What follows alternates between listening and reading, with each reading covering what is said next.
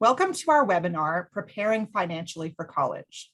My name is Christine Self, Director for Family Outreach and Engagement with Parent and Family Relations, and I'll serve as the moderator for today's session.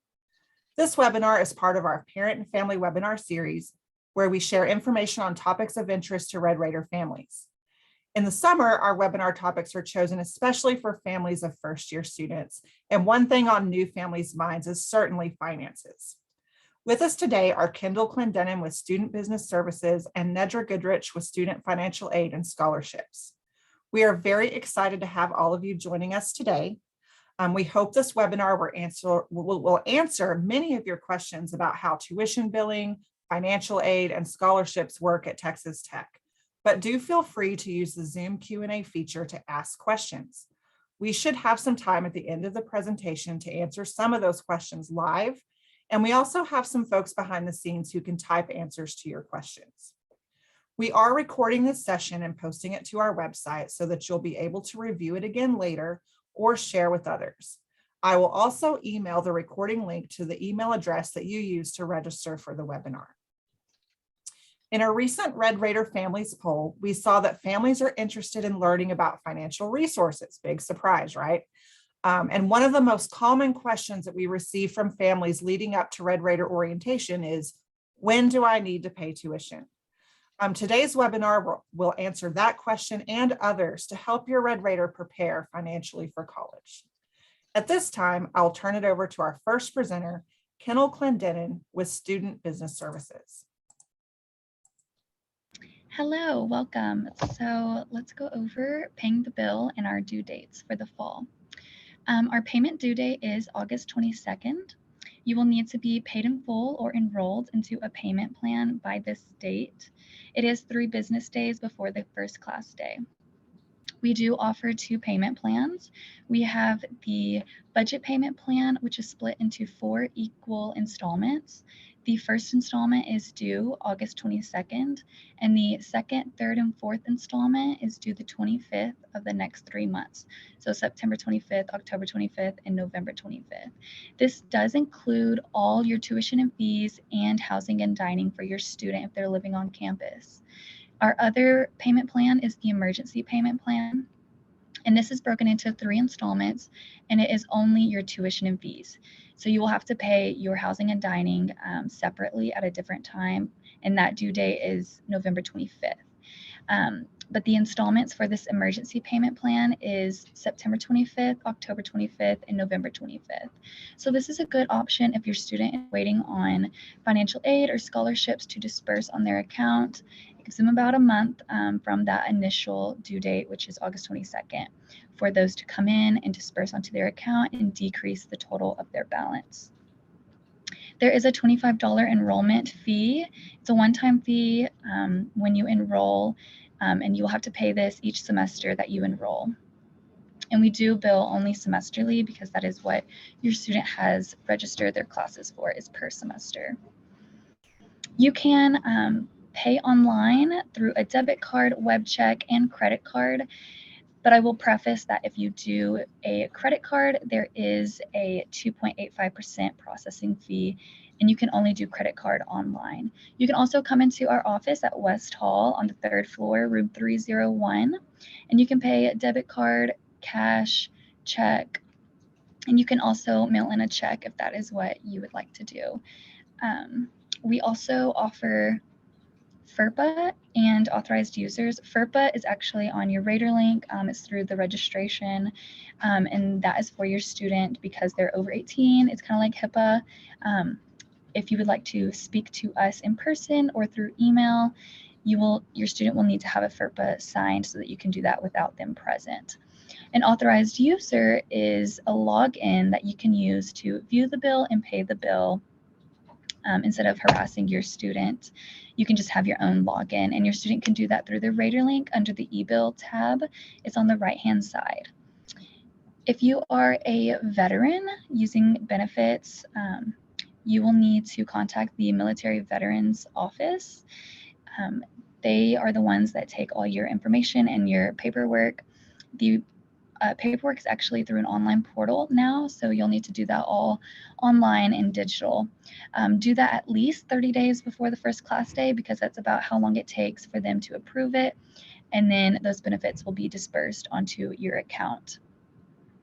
We do have more information on our website at www.sbs.ttu.edu, and I'm going to share a link with y'all in the chat for this Things to Know as a New Red Raider. It just has some great resources for you all and your students coming in as a new Red Raider.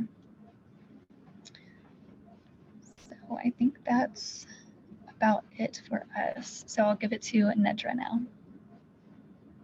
Okay, we all know that Texas Tech is a great resource for students that want to get a great education. And so there are lots of different ways to pay for college. So the FAFSA is the very first way. You'll complete that every October.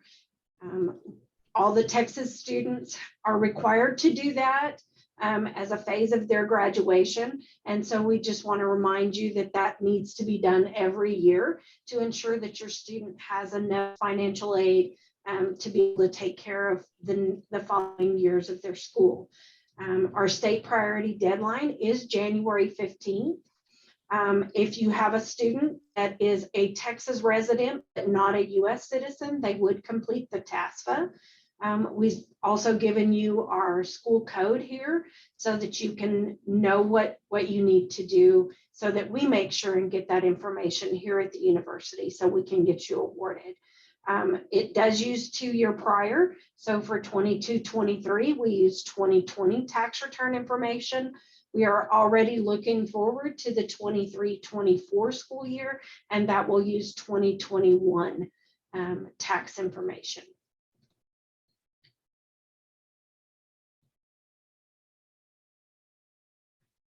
If things have changed within your family in the last couple of years due to COVID, if the information that was on the 2020 tax return has changed a lot because of loss of employment, separation or divorce, loss of child support, medical issues, death of a spouse or parent, deduction, of a one-time payment, we do have a special circumstance application that you can complete and submit to us.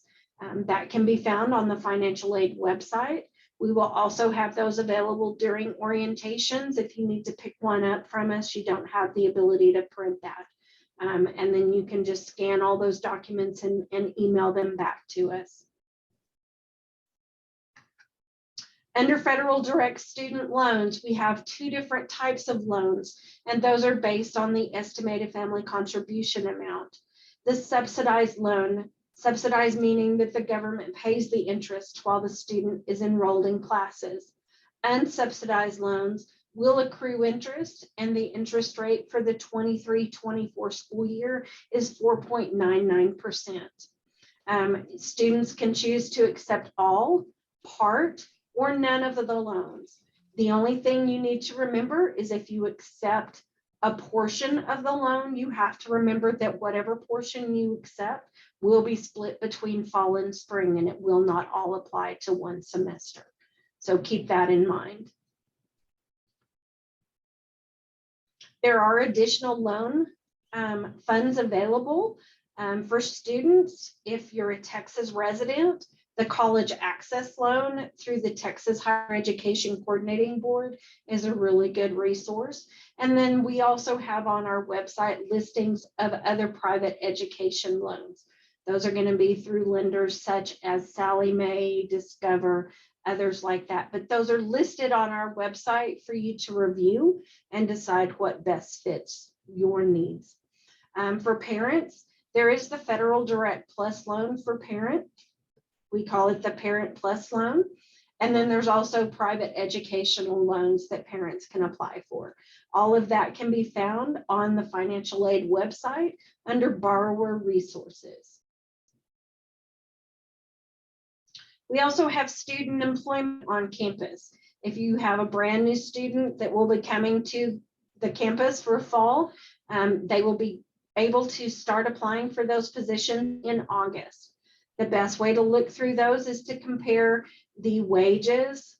And then we have on and off campus, and majority of the positions are 20 or less hours per week. We've provided the QR code there.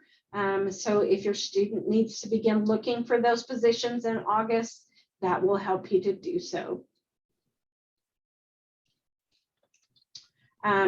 If you have received an email from us that we need additional information from you, you're going to go to your Rater link, click on your My Tech tab, and under Student Financial Aid and Scholarships menu, you're going to choose the documentation requested. And you're going to choose the year, which I didn't change that to 22-23, and then select the student requirements. You may have received a scholarship and you just needed to update that information, submit your thank you letter. There will be things like that that you need to take care of. Once you do that, find out what those are, then you'll go to the financial aid website and click on the Double T dashboard, and you can complete that scholarship thank you letter. If there's verification requirements that you've started and you need to finish, those are also there.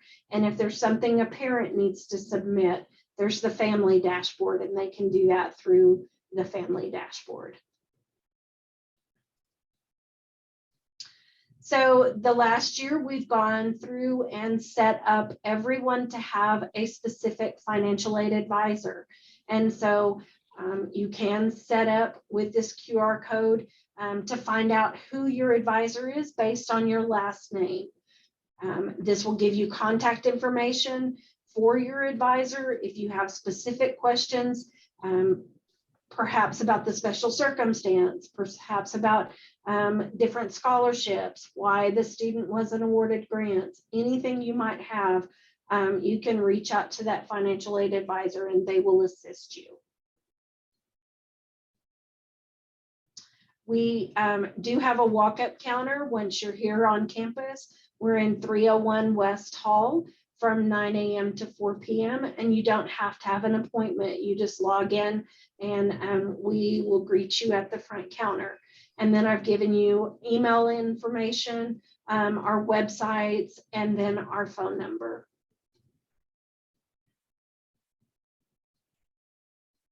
How to apply for scholarships. Make sure you're looking at all the different external scholarships. On our scholarship website, we've given you information to search for all different kinds of scholarships. Follow us on social media. It's at TTU Financial Aid. And then look at other online resources such as FastWeb, Google, lots of different resources for that also. For future terms, we want you to apply every year for scholarships. So the students will start school in August, and October 1st is when our continuing student scholarship application opens. It's open from October 1st to February 1st. And so we want to remind our students to make sure they take care of that either during Thanksgiving break or the Christmas break, the winter break. And then other opportunities would be through our colleges, our departments. Tech Announce puts out lots of information about external scholarships. And so we want to remind our students to never stop applying. There are always lots of opportunities for students while attending school. Our competitive scholarships. We have gone through and made all the awards that we're going to make for this year. So the students need to make sure that they get those accepted, and then they write their thank you letter if that is a requirement. If it's a departmental scholarship, they need to make sure that they reach out to the department that has awarded that and make sure that they've completed all the requirements for that. External scholarships. If you've received external scholarships from any donors, you need to go to the scholarship website and click on the trophy, and that will give you a form to complete to let us know what scholarships you've received. Then you will give this information about the mailing address to your donor. make sure you're giving them your full name and our number so that they can put that on the check. So once we receive that check, we know exactly what student that needs to be applied to. All right, I want to thank both of our presenters for sharing all of that great information. I know it was a lot of information. I've seen a lot of really great questions pop up in our Q&A, so keep those coming. We do have plenty of time to answer your questions. But while you're thinking of questions, I do want to pose one to our presenters. So I know that part of orientation will involve some presentations from both of your departments, as well as an opportunity to meet individually with financial aid. Can you all share just a little bit about what that might look like for those families who are coming to orientation? I can do that. We will all be available during the resource fairs if you just have general questions. And then on the 2-day orientations on the second day, we will have tabling where we'll have financial aid. We'll have 5 advisors available that can pull up the student's information and be able to review that with you one-on-one and answer any questions that you have. Yes, and that will be the same for Student Business Services.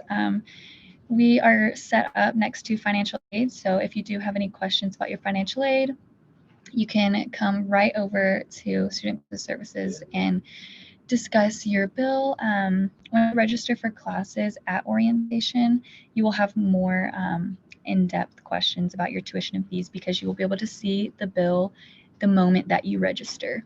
So your student has a time frame that they can register at orientation. And once they register, they can log into their Rater link and click on Student Business Services tab under Manage My Finances, and it'll say e-bill. You'll click on that and you'll be able to see how much your tuition and fees are right there. So we do have that one-on-one time where if you do have more specific questions in regards to your tuition and fees that you see on the e-bill, you can ask us what those are in depth. Another question that I'm seeing in the Q&A, and another one that we get a lot during orientation times, is exactly when will that bill be generated after the student registers for classes, particularly for those who might be coming in later sessions. Can you explain how that works? Yes. So we will not be giving out bills until July. It's like mid to late July will be the first bill. And then we will send a second and third bill before that due date of August 22nd. You will be getting reminders. And if you do sign up as an authorized user, then you will get the reminder emails that we send your students as well. So you'll get those. But we will be sending out bills about 3 before the due date of August 22nd. So if someone comes to the last orientation session in August, when might they receive a reminder bill, do you think? Yes. It should be the week before the due date because the last session is like August. Last session's 2nd? August 2nd and 3rd for the 2-day sessions. Yeah. Yes. So it should be the next week or so. But I know there are other students who register a little bit later, closer to that due date, and they will actually not get a bill until September 1st. That's whenever we would be billing again. So they would need to check their Rater link and check their e-bill for the correct amount for their tuition and fees. And that's when they can make a payment because they need to be enrolled or paid in full for the semester by August 22nd. So the bottom line is if you come to one of those later sessions, just know that you're going to get a bill before that due date where you have to either pay or enroll in a payment plan. Yes. Perfect. And if you are not paid in full or enrolled by August 22nd, we will be sending you emails and reminders telling you, hey, we do not have any form of payment for you. Another good question that I'm seeing here in the Q&A is exactly how does a student add an authorized user so that families Yes, can so log in and pay? yes, a student will log into their Rater link under Manage My Finances where it says Student Business Services. They will click on that tab and then go to the e-bill. And on the e-bill on the right-hand side, it's the first link. It says authorized user. The student will put in the parent's email. They can add up to 5 different emails if they'd like. So they put in that email. It'll send that parent an email with a setup for their login. And then they will do that themselves and create the login, and they will be able to view the bill and pay the bill. Thank you. Mm-hmm. Yes, if you are, sorry, I see a question. If you pay by credit card, you will be charged that 2.85% processing fee.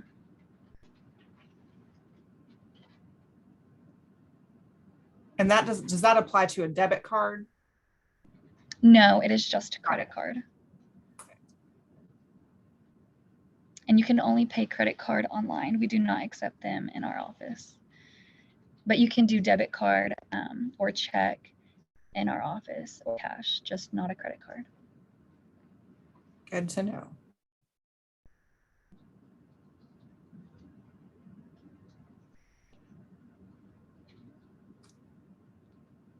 Any other questions that you all have? I know there's a couple that are getting answered online right now. I have a question about health insurance. That is going to be a question more for our student health services. So we can drop that link. We can share that link with you. I do see the one about the payment plan for the September, October, and November one that's waiting for scholarships or financial aid. That one is called the emergency payment plan. And our payment plans will not be available to enroll in until about mid-July. So you don't even see that option to enroll yet, and you won't see it until mid-July. Debit card can be used online without the fee. There is no fee for debit card in person, online. It is just for the credit card online.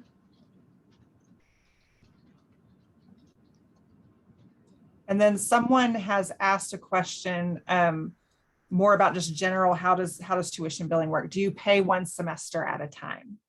Yes, your student is only enrolled for one semester, the semester that they are in. That's the only one that they're enrolled in, and so that is how we bill per semester. Thank you. Mm-hmm. Oh, here's a good question. And it kind of brings up the topic of refunds. So if you receive an external scholarship, once your entire bill is paid, what happens then? Yes, so you would see a credit on your account, so it would look like a negative balance. And so your student will need to set up a My Direct Deposit, and they can do that through the Rater link under Manage My Finances, the Student Business Services tab, and it says My Direct Deposit. You will click on that and put in your banking information. That way the refund will be sent quicker and through your direct deposit. Once you see that the direct deposit has been sent to you on your e-bill is where you'll see that. Give it about 48 to 72 hours to process onto your bank account. And just to clarify, this is the student going in and doing this and setting up their banking information. Yeah. Yes, it has to be the student. And if they don't set up a direct deposit, do they receive a check? Yes, it'll be mailed to the address that is on file. Great.